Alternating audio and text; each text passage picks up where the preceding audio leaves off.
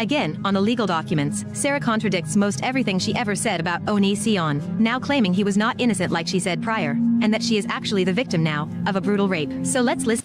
Okay, the 2023 stuff came up with an entirely new story. Where is this in the lawsuit? Should we go over the lawsuit? Oh, jeez. Into Sarah About a brute, because I don't know anything about a brutal, disgusting, you know, ape or grape. I don't know anything about that. So like, is that in the lawsuit? Why isn't he presented that? All right, guys, should we investigate this accusation that Onison is not getting into? This brutal are we in the mode? We could do it, because I don't know about this. And this is a big one. It's a big lawsuit. This is why I don't like how Onision like victimized himself so much. It's even talking about how Lainey was supposedly groomed here.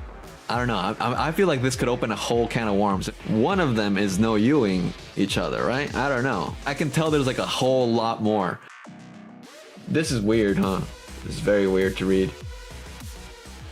This is civil action for damages against YouTube and its parent company, Google, James Jackson, known as Onision, and Lucas Jackson, formerly known as Lainey Bot, Lainey, and Kai. Oh, Kai isn't even Kai's name anymore. It's Lucas. Did I miss that? I don't even know if I knew that. Defendant's conduct when it granted an agency and or profit sharing relationship to a predator Onision that used YouTube to identify, recruit, solicit, and groom children, and coordinated with his spouse, Lainey, to lure, entice, and solicit children for the ultimate goal of engaging in sexual activity with them. Plaintiff was one of these victims. Does this say the date? Wait, March 2nd, 2023? This is like just before that phone conversation. This is odd. Huh. This is what was crazy to me, and why I'm curious if people know stuff, because look at this. March 12th, 2023. Onision is a predator who, when faced with the allegations raised against him, began a series of attacks against the victims online in an effort to intimidate and threaten his victims into silence. Defendant Lucas, aka Lainey Kai, is married to James Jackson. Onision used new fame as Onision's spouse to lure and entice underage children to engage in sexual acts and exchange child sexual abuse material. During these visits, Onision and Lainey groomed Sarah, a minor child, by constantly exposing her to sexual commentary, sexual jokes, physically touching her legs, buttocks, breasts, and body, comments about the way her body looked, discussions about being together or running away together, vacillation, that's a cool word, I don't know what that means, vacillation in the way she was treated to create fear, anxiety, uncertainty, and a desire to please, exposure to sex acts with other partners, and a perpetually sexually charged environment. After years of being groomed and sexualized by Lainey and Onision, Sarah was R-worded by Onision at the age of 18. After violating her, Onision fell into a pattern of victim shaming in which he has published statements claiming that Sarah R-worded him and that she is a felon. Both of these statements are untrue. So that's actually news. I don't remember throughout all my coverage or any of the coverage period anything saying that Onision R-worded her. Let's get to the Onision part. And this is a big one. It's a big lawsuit. The rise of Onision becoming famous. Oh my god, it's like quoting his videos. I guess I have to make a whole case about how it was targeted to kids. Onision groomed and exploited Shiloh. Oh, Shiloh is named in this? That's interesting. Oh, and it's even talking about how Lainey was supposedly groomed here. Okay, so I guess that's why Onision's video basically is going against. See, because maybe he didn't want to bring attention to the lawsuit per se, because it says documentary, and bro, most of this is not to do with a documentary. But I can see now that why it includes Shiloh and stuff is because the lawsuit includes Shiloh. Lainey groomed, lured, and recruited Regina. Wait, I thought there were separate lawsuits. Now it's got both of them. Regina turned 15 years old approximately 1 month after meeting Lainey, who was an adult. Regina and Lainey formed a close relationship in which Lainey flirted, groomed, and conditioned Regina when she was 15 to 17 years old. Lainey frequently had highly sexualized conversations with Regina. Lainey and Onision made it known through the YouTube videos that Lainey was bisexual and open to polyamorous relationship. Lainey started a dating relationship with Regina in October of 2014 while Regina was 16 years old. Were they actually dating? I mean, they never met. Maybe Regina was led to believe that. In 2015, Lainey encouraged 17-year-old Regina to visit her and Onision together. Her purpose was to save Regina or to have Regina engage in sexual acts with the couple. Regina, being young and naive, desperately wanted to visit Lainey, but Regina's mother would not let her travel. When Lainey and Onision realized Regina would not visit them and feed Onision's sexual appetite, Regina was replaced with Sarah. Oh shit. This is intense. This feels like a movie being told alone, you know? Wait, what? Okay, this is so weird though, okay? Like, come on, this is so weird. Given Sarah's childhood, she craved this type of attention. Lainey encouraging other adults to message Sarah, a 14-year-old child. And it was Sarah's username. It says, Sarah, cute girls who are 18 plus should hit me up. And Lainey says, yeah, do this. Oh, man. Okay, like, bro, ooh, what's up? When are you gonna address that one, huh? And then Lainey says, you could always just sleep upstairs, you know, to Onision. And Sarah says, Sarah, whose name was literally jailbait, says, not the forbidden floor. And then Lainey says, into the dungeon. Why they censor her username? Yeah, no, that's not the same one she has had for a long time. Isn't my girlfriend hot? Yeah, I have a meal for you. Smirk face. These are very bad. Lainey looked really bad on a lot of these. I remember seeing these. I'm meeting Sarah in 6 days. What the hell? When the online community objected and flagged how inappropriate this was, Lainey called Sarah. In that call, Lainey propositioned Sarah, telling her it was illegal for them to have sexual intercourse based on Sarah's age, but suggested they could just kiss or make out instead. On September 15, 2016, 1 month after her 16th birthday, Sarah flew to Gig Harbor, Washington to visit Lainey and Onision. Onision was 30, Lainey was 21. When grooming a child, predators will often attempt to gain a child's trust by talking, playing, and interacting with them in a way consistent with the peers of their own age, playing video games, talking about teen topics, conversation, etc. While at Lainey's and Onision's house, Sarah felt that she, Lainey, and Onision had a great time. It was an escape from life that she knew at home. Onision invited Sarah to play video games for hours and interacted with her the way another 16-year-old would engage. Onision told Sarah that she was mature for her age, and it felt like hanging out with a 20-year-old. Sarah's visit was short, and on or about September 2016, she returned to Michigan. A few weeks after Sarah's visit, Onision and Lainey invited Sarah to return for a second time and invited her to live with them permanently due to problems she was having at home. Sarah's mother allowed her to do this and signed a medical and financial power of attorney over to Lainey. Sarah's mother also awarded Lainey guardianship of Sarah. Because of the financial power of attorney, Lainey had full and complete control over Sarah's bank account until she turned 18 years old. That is so crazy though. That is just crazy, huh? That is crazy. On yet another occasion, Onison was giving minor Sarah a back massage and began caressing and rubbing her buttocks in a sexual manner. He also reached around in the front of her shirt and groped, fondled, and molested 16-year-old Sarah's breast. Sarah felt very uncomfortable. Oh, and then up here it says, Onision and Sarah were together wearing only shirts and underwear, not pants. While Lainey was showering, Onision deliberately pressed his erect penis against Sarah's buttocks while making her feel uncomfortable. Okay. Yeah, this is weird, huh? It's very weird to read. I make sure it's not just me, it's weird. Trigger warning? The couple engaged in a three-way wrestling match with Sarah, causing many body parts, including Sarah's breast and buttocks, to be deliberately touched and grabbed by Onision and Lainey under the guise of wrestling. Onision would find reasons to touch and brush up against Sarah's breast, buttocks, or body parts. This happened frequently, adding to the high sexual energy in the home. Throughout the time living with Onision, Lainey, as a minor, Onision would touch her legs, would tickle her, hand feed her food, and would constantly comment on her body in a sexual way. Onision and Lainey would frequently engage in a sexual manner. All of the touching and constantly sexual commentary by Onision made Sarah uncomfortable, but she felt powerless to act. Lainey, on the other hand, frequently made Sarah feel as though she might be further romantically involved in the future.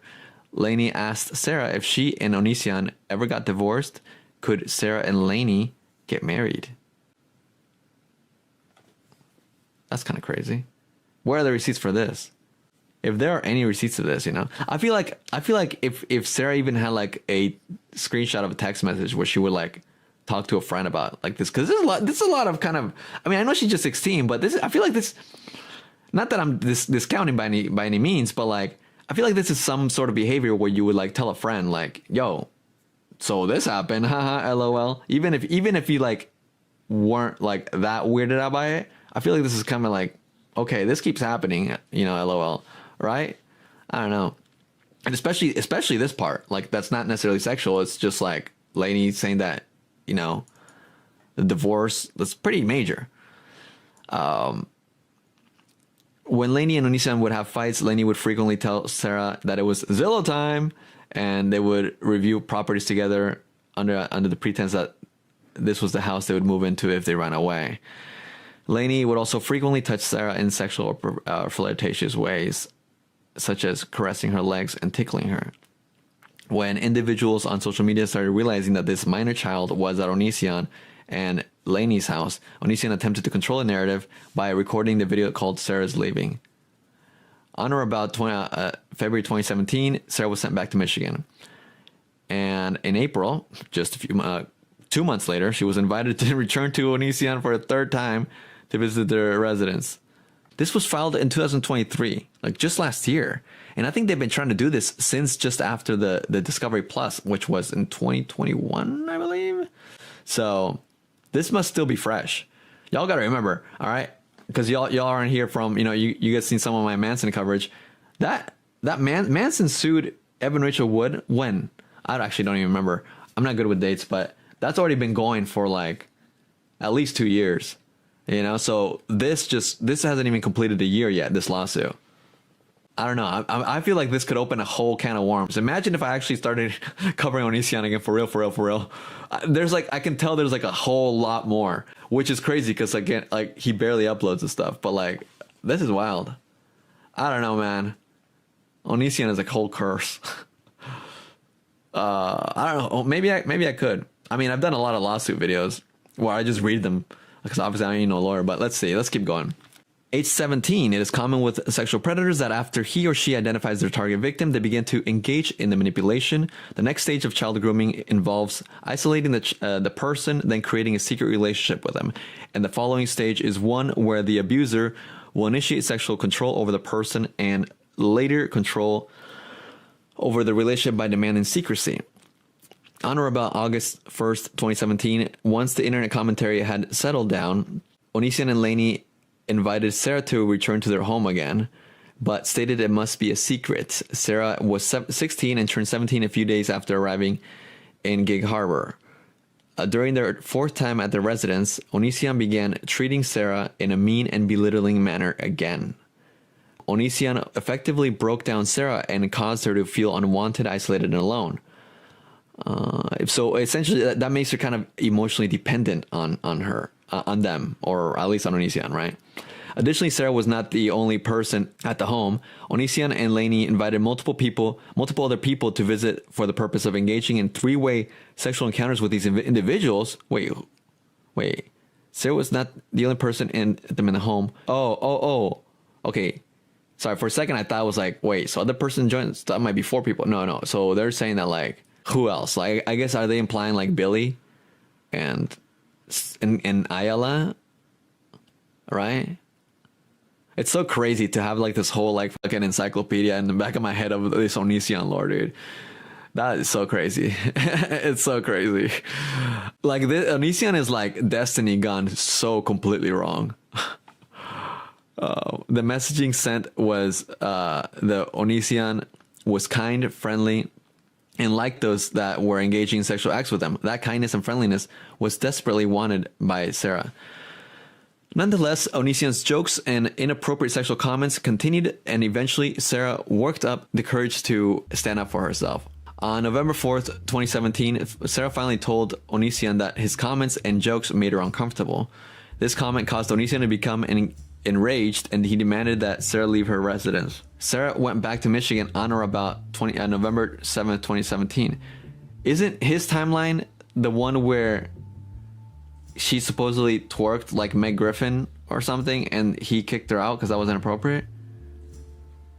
So one of them is no youing each other, right? I don't know. For the next 8 months, Sarah and Lainey continued to communicate. See, the whole weird aspect about this too, though, is that like Onision and Lainey, or I guess Lucas now, are partners in crime. But like throughout this, even though like they weren't head to head, like it seems like now maybe they're like partners in crime, no pun intended. But like the whole fact that Lucas had this like secret relationship from Onision. And another thing you have to remember too, like not just by you know other people's testimonies, but Greg himself, Greg or James Onision, whatever his name is now, he would like lock himself in the room and like just work on videos and stuff. Like and then when he decided it's playtime, he would play. But like he was very, very high work ethic. On or about July 4th, 2018, Sarah traveled back to Gig Harbor for her 5th visit at Onision and Lainey's invitation. Sarah was 17 years old. Onision and Lainey wanted Sarah to return to them as close to her 18th birthday as possible. Okay, so this is just before she turns 18. Upon arrival, he changed the way he spoke to Sarah. Instead of being distant, cold, and cruel in his words and demeanor as he was before, Onision was now warm, friendly, and kind to Sarah. He even greeted her with a hug.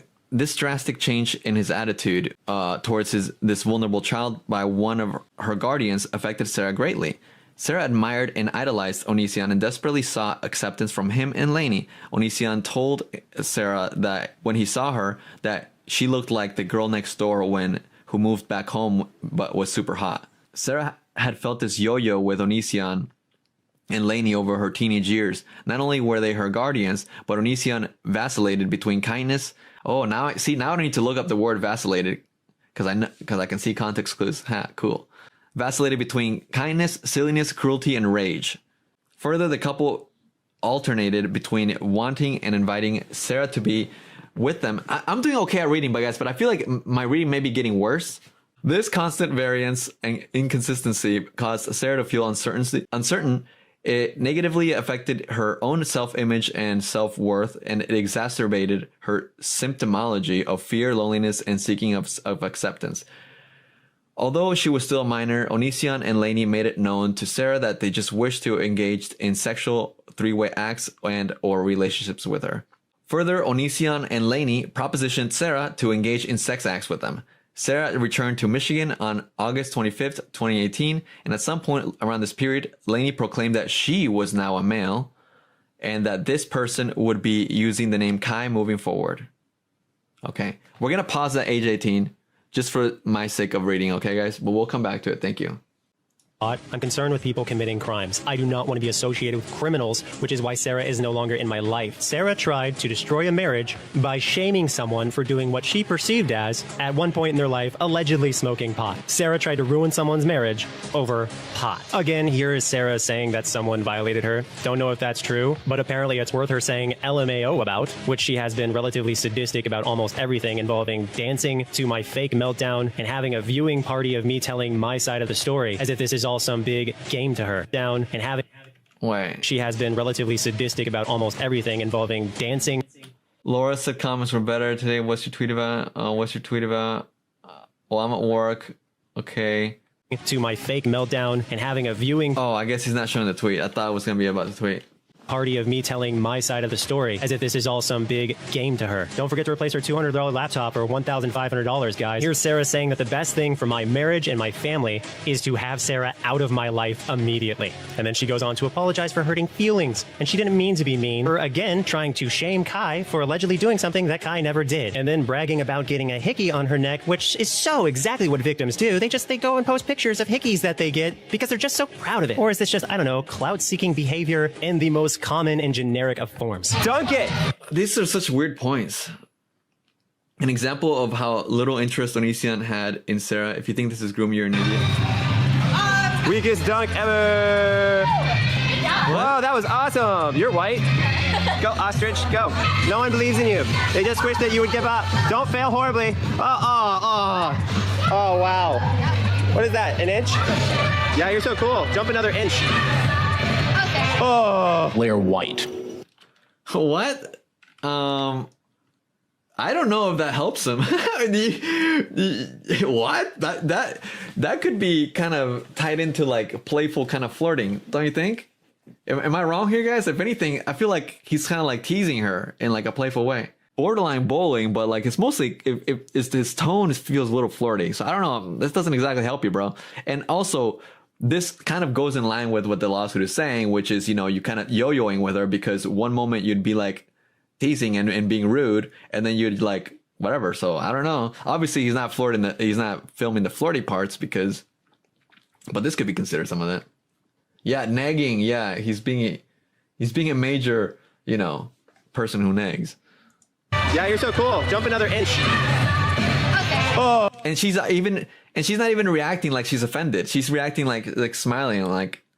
On or about January 10th, 2019, Onison attempted to manipulate Sarah by conceding he'd be mean. He had been mean, promising to be kind, and then asking her to sign an NDA. Specifically, Onison texted Sarah. I remember I read this in a video. This kind of feels like the last big challenge before all our lives become what we want it to be / everyone is happy.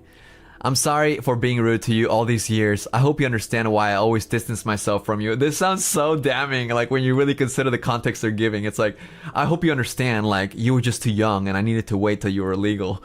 Because he literally, Onison is that fucking OCD about the law. Like, he's like, I gotta follow it by the book, you know? I had to resist. I'm so glad I finally feel comfortable being real with you and ending the rudeness, but I am sorry. Also, I think I'll send you an NDA early so I can't talk about you publicly. Nor do I want to in the future. Your privacy is important. We'll get to you soon, unless you just want to wait until you visit again. Sarah did not want to sign this document and made up excuses to dodge and avoid it. Sarah was able to visit again without signing the NDA. She traveled and arrived in Washington on or about January 16, 2019. On January 17, 2019, the second night after the arrival, they were all watching TV on Onison and Kai's bed as they had many times before. Onison and Kai began kissing and quickly began having sexual intercourse next to Sarah on the bed. Sarah was sexually inexperienced and was shocked by what was occurring. Nonetheless, without asking permission or confirming consent, Onison pulled Sarah over to where he and Kai were engaging in sexual intercourse. Prior to this moment, Sarah had not consented to any sexual activity with either Onison or Kai. Sarah began kissing Kai. While Sarah agreed to kiss Kai, Sarah did not intend to engage in sex acts with Onison. After kissing, Kai left the bedroom for a few moments, leaving Onison with Sarah. Without consent, Onison immediately pulled Sarah's pajama bottoms off. It's like he turns into a fucking sex demon as soon as Lainey leaves the room. Sarah was petrified and did not want her pants pulled off. She grabbed the sheet to cover her exposed body. Onison physically grabbed the sheets and forcibly pulled on it, attempting to pull it off of Sarah. Sarah desperately pulled back, struggling to remain covered.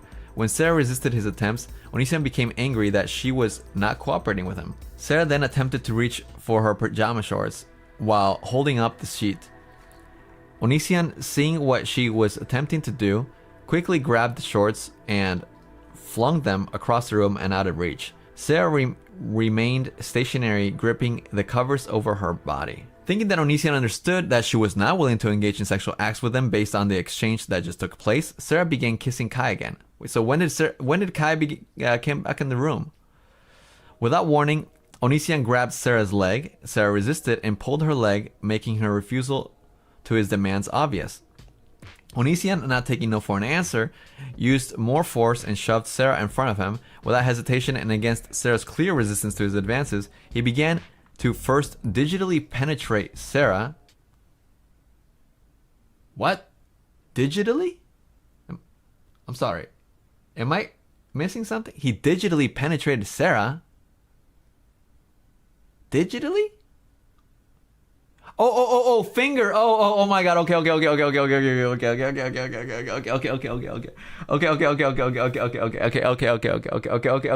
am thoroughly embarrassed now. Okay. I'm sorry. Okay. You know, sometimes we need a little palate cleanser for these kinds of moments. Okay. I was thinking like, how does it get digital, bro? But all right, I get it now.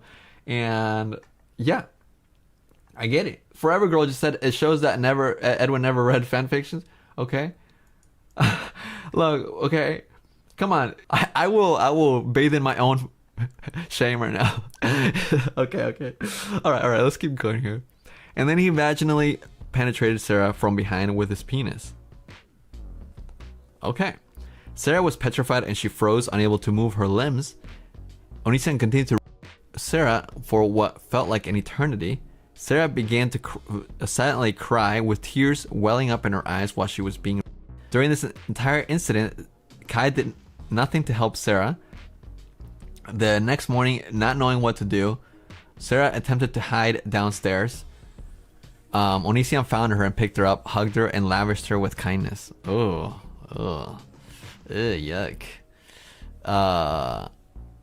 Okay. Almost immediately after, Onision demanded she sign the NDA documents. Sarah was uncomfortable, but executed them because she believed she had no choice, having been groomed for her teenage years, culminating in these moments of vulnerability and control. In other words, when her guardians told her to sign the NDA documents, she had been groomed to and conditioned to obey.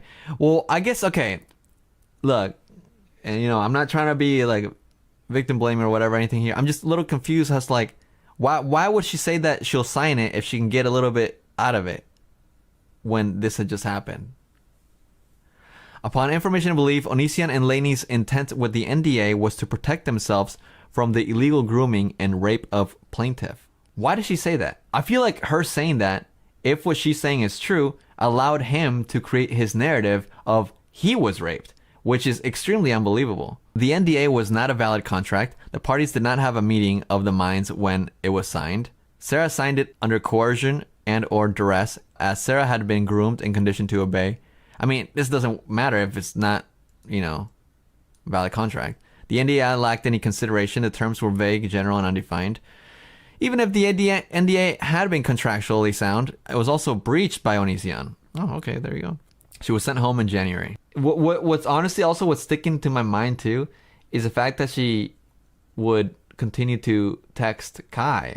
This actually adds some context to this other Edwin video that I made. He's saying that last year, when he was 33 and Sarah was 18, he apparently had a discussion where he wanted her to sign an NDA, and she extorted him because she would only sign it if he slept with her. And if he didn't sign this NDA and sleep with her, then she could ruin his life. If you say to a person, I can destroy your life if I want to, and then later on you say, I'm only going to sign an agreement where I won't destroy your life with lies if you have sex with me, and then they have sex with you as a result of your force through sexual extortion. Onision is recalling the time when he wanted Sarah to sign a contract. Okay, I'm trying to put in the context. I'm trying to see if I can fit the pieces of the context of this new lawsuit. Because again, y'all gotta remember, this detail that Sarah is claiming in this lawsuit was never, ever mentioned or claimed back when I was covering this at all publicly before this lawsuit. So like, I'm trying to see how I can fit it, and how if it could fit in the puzzle piece in a way that like she was trying to say that she could ruin his life because of what he did, but like, I don't know. Now, Onision's side of the story is that Sarah would only sign the NDA if they slept together. And Sarah's side of the story is that she initially didn't want to sign the NDA, but Onision said him and Kai were having everyone sign one, so she agreed to signing the NDA, but not before making this damning comment, which is obvious proof of extortion. Well, I want a clause in there that says, like, if I sign, I want something I'm actually signing for. I basically was like, only if we do stuff will I sign the papers. It was a fucking joke. And it makes even less sense when you consider the fact that when Onision first heard Sarah say that, he thought it was kinky. We're having people sign NDAs. I hope you can sign it. She's like, well, only if I get what I want. And she was implying sex. And at the time, it seemed like, oh, that's kinky. That's kinky. Haha, kinky, whatever. NDA kinks? Is that It's whatever. It's like 50 Shades of Grey kind of kinky shit. Huh, that sounds familiar. Actually, it's super hot. I'm sorry that you're not into the 50 Shades of Grey kind of thing. But even more revealing is Onision saying that since Sarah was so loyal and quote-unquote woo-woo towards Kai, that he wanted Sarah to fill in the gap that Billy had left in the three-way relationship. See, this is the problem with it, is it's so fucking difficult to have you there and have this person constantly ooh-woo someone, and having this other person who leaves your life, who you're in a polyamorous relationship with Billy, and having no one fill in that gap. And yes, that is the same Billy mentioned in the beginning of this video. Apparently she left such a deep hole in Kai's soul that Onision is desperate to fill it back up. And this person becomes an adult, and so you stop treating them like shit, and you stop saying, oh, you gotta stay away from me because you're not an adult, yada, yada, yada. And then they try to warm up to you because they know that now they have a chance because they're an adult, and because there's no illegality to it, and they've shown all this loyalty or whatever to you, and all this crazy shit. And so you're sitting here going, well, I'm trying to find this person to make my significant other happy, I'm trying to find someone to complete their life. And this person is legal. This person has done everything they can to show that they care about this other person. Oh, but that's not the first time Onision revealed that he wanted Sarah to be the third member of his relationship with Kai. And the whole point of us being mono was so we could actually eventually all come together and be a poly relationship. And I realized that she didn't care about the other person. And the whole point was to care about that other person. Wait. Oh, you guys have to see Edwin from the past in this one. You guys have to see Edwin from the past here. To be the third member of his relationship with Kai. And the whole point of us being mono was so we could actually eventually all come together and be a poly relationship. And I realized that she didn't care about the other person. And the whole point was to care about that other person.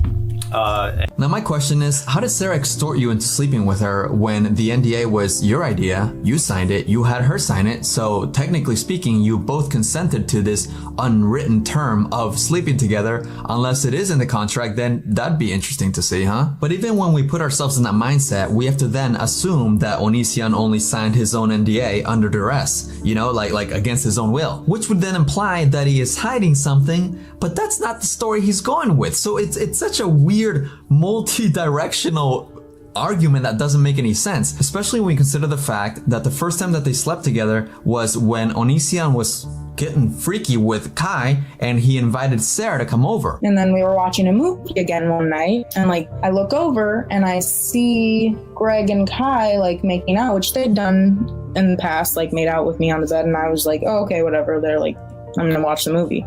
And then I looked back and they were actively having sex. So I just decided to mind my own business and not say anything, just describing it, keep my eyes on the movie. And then Greg kind of pulled me in and told me to start doing stuff with them. He pressured them to all sleep together, dude.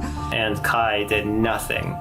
Kai just laid there and received people and wasn't even about it. I've told you things that might get me in trouble as far as pressuring my significant other because I felt bad for Sarah. And my follow-up question that you're unlikely to answer is, why wouldn't you want Sarah to talk about your relationship with her if you have nothing to hide? Isn't that what you said when it was with Billy? It's funny that the same thing that happened with Billy is happening once again, because you cheated on Kai again with Sarah when Kai went to New Mexico in July 2019. Cheese and rice, man. But seriously, how is it that you're not afraid of the truth, but also... Oh my god, that one's on fucking fire. This is crazy. This is fucking crazy, you guys. This is again, the Onision saga is in the back of my brain, but rewatching it is whoa, bruh. Damn. Watching it really helps the lawsuit explanation. I don't know, a lot of this stuff makes Onision look really bad, but now we have all this extra context. The way he said that Kai did nothing is literally what it says right here. I mean, of course, this came afterwards, right? But it actually isn't citing it. They could use that Onision's own words of how Kai did nothing, because that's what it says right here about Kai, that she did nothing. Edwin Dunham made a video detailing the whole case before the lawsuit was filed. Exactly. See my Onion Man song? What's your Onion Man song? Did you type it out? Onion Man, the Onion Man. Do you fear the Onion Man? Is that your song? You're welcome. Unbelievable. In the days and or weeks following Onision's execution of his plan to engage in sexual acts with his target, Sarah, he made statements indicating how much he enjoyed engaging in sex acts with Sarah and Kai together, that he missed Sarah, he loved Sarah, and that he wanted to continue a polyamorous relationship. Sarah, on the other hand, did not feel that she had engaged in a mutual and enjoyable act. Rather, she felt confused, ashamed, and afraid. Sarah did not know how to handle the emotions she was having and was still seeking acceptance and understanding from Kai and Onision. Sarah returned to Gig Harbor on or about February 16th through 20th. I can't believe she went all the way from Michigan to Seattle for just 4 days. I mean, I guess I can believe it. Especially because Onision... I was about to say what was written here, especially because Onision would purchase her flight, so that's kind of nice. She didn't have to pay for it. On or about, well, no, it's not nice, but it's believable. If it was me and anyways, sorry. The thing about live streaming and my thing is like my problem, and sometimes it's got me in trouble, right? Like I can't help myself. I like have like word vomit. I just like say what's in my brain. And like it's not a complete thought sometimes. So don't crucify me, y'all. On or about June 30th, Sarah returned to Onision and Kai's house for the 9th trip. On the last night of the trip, the three engaged in sexual activity. On the trip back to the airport on or about July 8th, Onison told Sarah that she was his girlfriend now. Sarah felt incredibly guilty and used. However, this made her feel validated for the exploitation that had occurred to date. On or about from July 17th to 23rd, Onision knew Kai would be out of town in New Mexico and therefore flew Sarah to their house to spend more time with him. Onision manufactured a story and began victim shaming Sarah. After Sarah made a few ambiguous statements about what had happened, Onision launched an online attack against her in the same manner and pattern as multiple of his former sexual partners. On August 24, 2019, Onison manufactured a story, started victim shaming, and accused Sarah of blackmailing and raping him. This method is referred to as Darvo. These motherfuckers watch my video. They watch my video. Well, I don't know about the lawyers, but I know the producers watch my video. Let's see. It stands for we know. We watched a little. We went to Edwin's video. We know what it stands for. Onision has loudly proclaimed that he was falsely accused and has continued to perpetuate the false narrative of being a victim after he strategically lured, enticed, transported, maintained, groomed, and ultimately raped Sarah. On September 21st, 2022, Onision released something he called Goodbye Video, which was posted in 3 parts. These videos were posted on YouTube and were available for the public viewing. The first one of the 3 videos, Onision falsely stated that Sarah told Onision she would destroy his life and would only agree to destroy his life with lying, specifically if she got what she wanted. Onision broke up with Sarah because he was being sexually extorted. Sarah was paid to lie in association with Discovery Plus and Chris Hansen. Discovery Plus and or Blackfin paid Sarah $40,000. That's double for raping him. That's that's tacky, but that sounds like something he would say. That's double what Shiloh got. Damn. Sarah performed sexual extortion, which is synonymous with rape. Sarah raped Onision because she told him she would destroy his life or hurt him if he did not sleep with her. Yeah, that shit was so tacky. I mean, we saw the video. It deserves more views. This is a good ass video, guys. In the second of these 3 videos, Onision falsely stated that Sarah is a grapeist. In the third of these videos, Onision falsely stated that Onision shouldn't have dumped Sarah for doing that. Onision should have let himself get R-worded. Onision should have just left Sarah for R-wording and not said anything bad about her. Onision has also published similar content on his Twitter feed. As soon as they became aware of the lawsuit, both Onision and Lucas Jackson attempted to silence Sarah by calling her and attempting her to manipulate her to not file the lawsuit. So they called her first. Because in the documentary we just watched, the very official Onision documentary, he's trying to say that he was called. Onision tweeted to me? What? Onision, go to bed, bro. I need to go to bed. I'm catching up, dog. Does he want to call in? Imagine that. No, fuck that. He told you to go to bed? Shut the front door. Shut the front door. Okay, hold on. Okay, we'll check Onision's Twitter. I don't use Twitter anymore, guys, so thanks for letting me know. Wait, I'm blocked. Also, why does he look like an anime thing? Are you guys sure he tweeted me? I'm blocked. I can't even see it. Where is the tweet? Did he tweet at me, but I'm blocked? We have to get through this. I feel like, or gosh, let me scroll here. Oh, we're almost basically done. Okay, we're basically done. This is what they're saying that Onision said, right? Also, for him it's 11:20. For me it's 12:26. Okay, I'll look in my YouTube server. Thank you, since I was blocked. Thank you, appreciate that. Okay, of course he's quote tweeting the stalker. Why are you obsessed with me? Why are you obsessed with me? Oh my god. Oh my god. The screenshot of course has to include the stalker, dude. Oh god. Oh, anyway, oh god, now I wish I didn't see it. Whatever. But anyways, of course, he'd be the first one. Anybody that I ever name, if I ever name anybody, another creator or whatever, he'll be the first person to be like, oh, hey, Edwin's talking about you. Oh, look what Edwin said, and try to twist it and make it look really malicious. You know, like, so that's that person. That's the kind of pattern you notice. This dude's like obsessed. It's fucking weird, creepy, fucking weirdo. You know, it's like not all Australians are bad, but like when they're bad, oof, they fucking fell off the tree. Anyways, oh god, now I need a palate cleanser. Who knew the fucking lawsuit would be the palate cleanser, huh? Imagine like trying to snitch to Onision. Like, bro, have some fucking self-respect. Anyways, he's mad as hell at you? Why? I don't fucking think about him like he thinks about me. Ugh. Okay, alright. Let's go. Too much attention for him. He's gonna have a heyday now just for all that attention.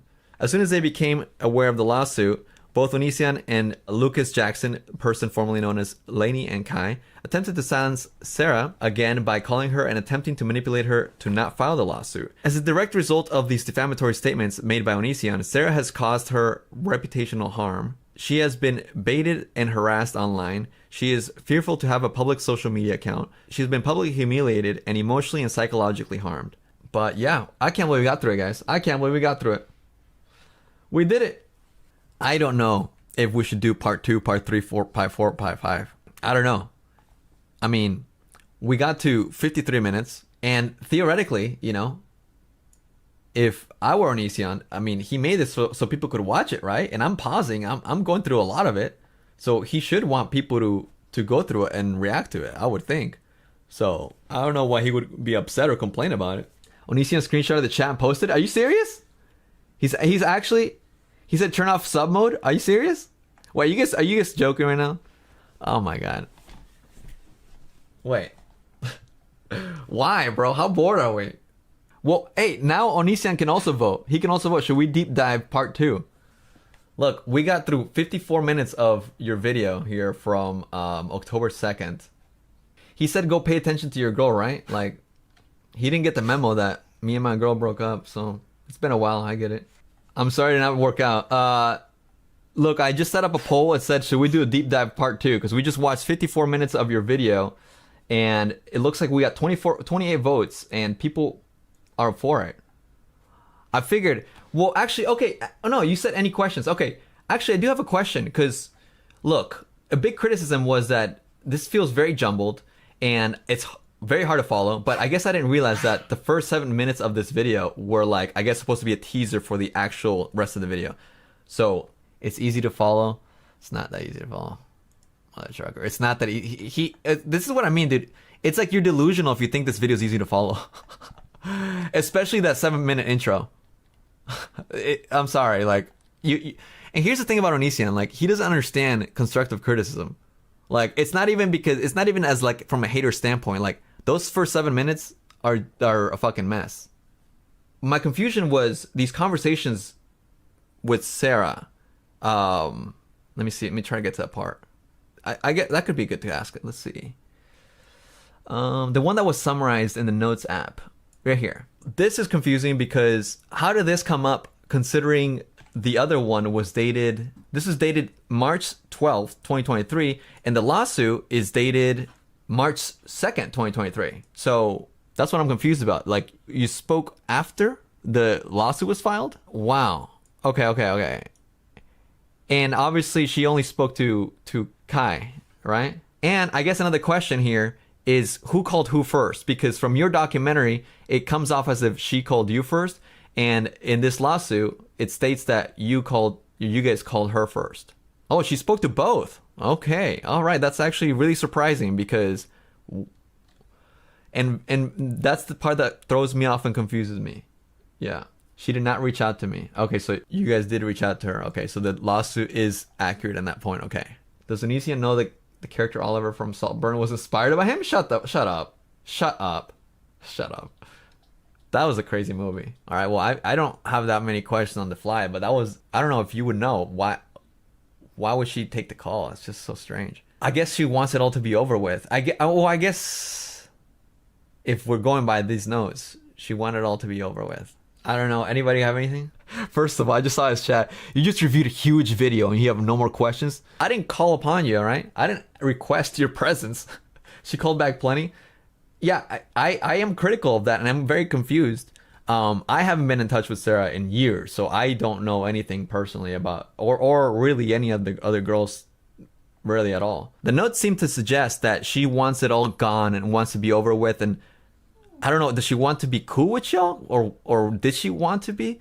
Like why did she communicate like that's just confusing to me, I guess.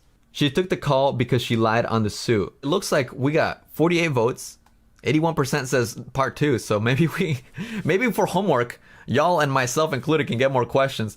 But like, why? Do we really want that? I don't have any particular question, so like the best question I could come up with was, yeah, like why? What did she lie about? Why did she move the conversation to Snapchat? From the lawsuit's perspective, she was defamed, and from Onision's perspective, him defaming her was him saying the truth, and that's why he's saying that she lied about him. That's why she took the call. I don't know. I'm trying. I actually can't believe we got through the whole lawsuit. But we did. Well, I mean, basically. Thank y'all for not giving up on me. I ain't giving up on you. It's been real. I missed y'all.